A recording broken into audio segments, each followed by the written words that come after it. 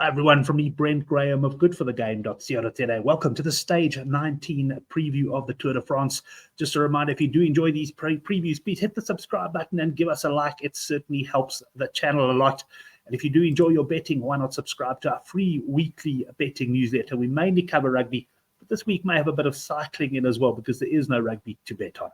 Right, that brings us then to the Stage 18 wrap. And you can probably hear there's a little bit of enthusiasm in my voice. I've been fading as we go into the run into Paris.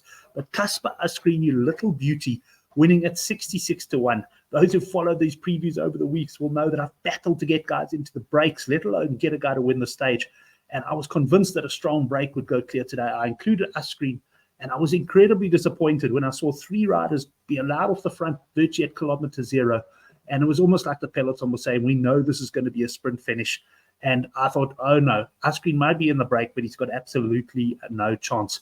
No one told the break they had no chance. So the guys worked hard, and Pascal Iancourt actually bridged across to help his teammate. Well, it was actually, he bridged across, and then his teammate Campanets worked very, very hard to help him, and for that matter, the rest of the break to stay away. So we ended up having this massive rush, and when the tailwind hit behind with a couple of kilometers to go, I knew we had a chance. I was actually watching about 30 minutes behind, so I purposely stayed away from WhatsApp groups and Twitter and that, so I hadn't seen the result. But Asgreen doing the business, catching the sprinters out. Philipsen did win the sprint for fourth, and I think there must be some really disappointed team directors that they didn't have a go at today's stage, because essentially by working for the sprint, they were effectively leading Philipsen to the stage.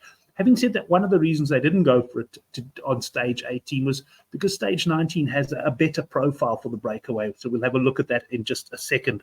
But one thing I did enjoy just on the WhatsApp group, a little bit of banter. The guys know that I've been battling along, and Kamal came on and said, form is temporary, class is permanent. Well done, Brent.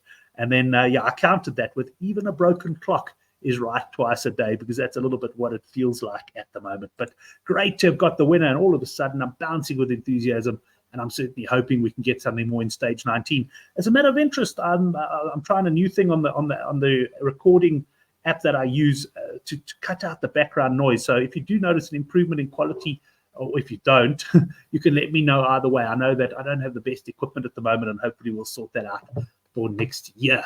Right, let's get into Stage 19. This has much more the profile of a breakaway stage. I was pretty confident of the breakaway on Stage 18, probably got a bit fortunate, but I really look at this profile, and at this stage of the tour, I just don't see many teams chasing it all. In fact, I see quite a big battle to get into the break. We've got a Cat 4 climb here that starts off about 21 kilometers, 1.9 kilometers at 5.7%. If the break hasn't formed by then, it could certainly be a launch pad for some of the stronger guys to get off the front. And by stronger, I really mean anyone who's got decent legs at this stage of the Tour de France.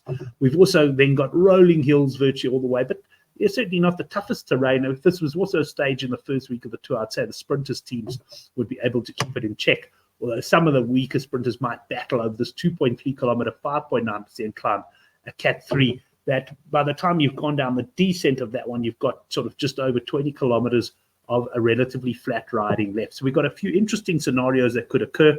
One thing for sure, I think we are going to get a strong break go away, and I think we're going to get a big break. I'm not too sure when that break is going to go. And sometimes these big breaks go very early. So 20 guys fire off the front, a few more fire across. No one's too unhappy about it. Mattia van der Poel's in, so his team, the Philipsen team, won't even chase. Philipsen himself might be in the break as well.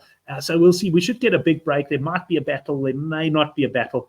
But either way, I think the break is going to sail home. The key point is definitely going to be this Cat 3 climb here, because we're going to have in this break a mixture of fairly fast men, and we're going to have perhaps some of the stronger, more domestique type riders. And the guys who can climb in that are going to have to try and make a difference. They're going to have to try and build a lead here. And it's always amazing in cycling. If you've got, let's just say, 8 riders on this climb, and someone makes a break, or even makes a break on this flat section here.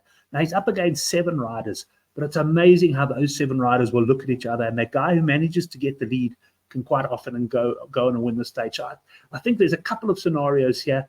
We could either get a select sprint finish coming to the end, which could have anything from probably 3 to 10, 12 riders possibly sprinting for the finish, or we could have someone going solo, making the break there. So I don't see, if Mattia van der Poel doesn't join the breakaway, I guess that Philipson's team will work to kind of bring bring it back for a sprint. Perhaps Gamay's team might do so as well. I don't know. Pedersen, I think he'll rather try to get into the break. I see he's favourite for the stage. But ultimately, I see this one coming down to the break, and we'll run through the betting now. At the time of writing, at the time of recording, not many of the bookmakers are up, but we do have some betting here from Sunday. So let's go and have a look. They got Pedersen as the 6-1 favourite, Van der Poel at 7-1.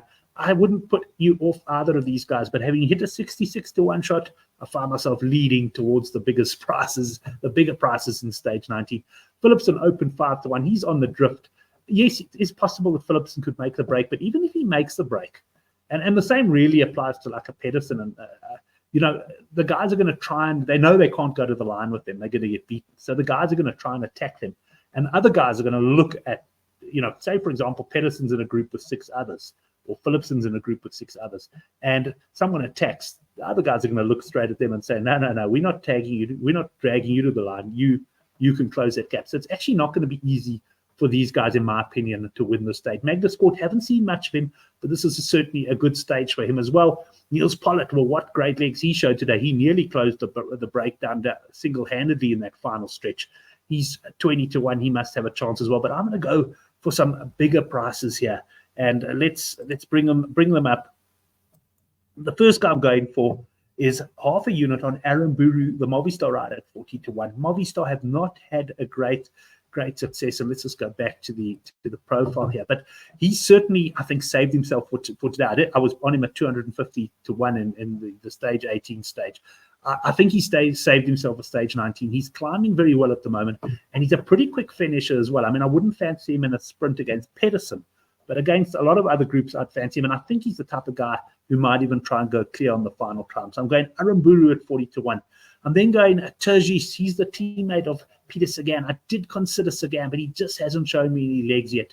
Turgis is a man I've always enjoyed. He rides the classics very well. This has got a bit of a classic feel to it, this stage. And his team, Total Direct Energies, they've done very little in this race so far. I would be very disappointed if Turgis is not in the break there at 80-1.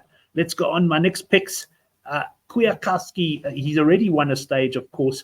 I don't know what Ineos's tactics are going to be in this stage. They might be sort of iron out more stage 20, but I'm hoping they put Kwia into the break there. And he's certainly, the way he's riding at the moment, he has the legs to finish it off. He's also quite quick as well. So if he comes there with a small group, don't discount him after a hard day's racing. This is 172.8 hard kilometers very late in the tour. And then the man who really impressed me today, he was second, Pascal Eenkorn at 150-1. I just think he seems to have great legs at the moment. If he can get into the break up front, he may just have a possibility of finishing it off. That then is the stage 19 preview. Very, very excited for this one. I think it's going to be exciting all the way through from beginning to end. We could have late attacks. We could have a bunch sprint. Either way, I want you to enjoy the stage. Hope you make some money with the bookmakers. And we'll see you for stage 20. We really are in the final stretch now. Just 2 more previews after this. And we'll see you for stage 20 late Friday night. Enjoy the race.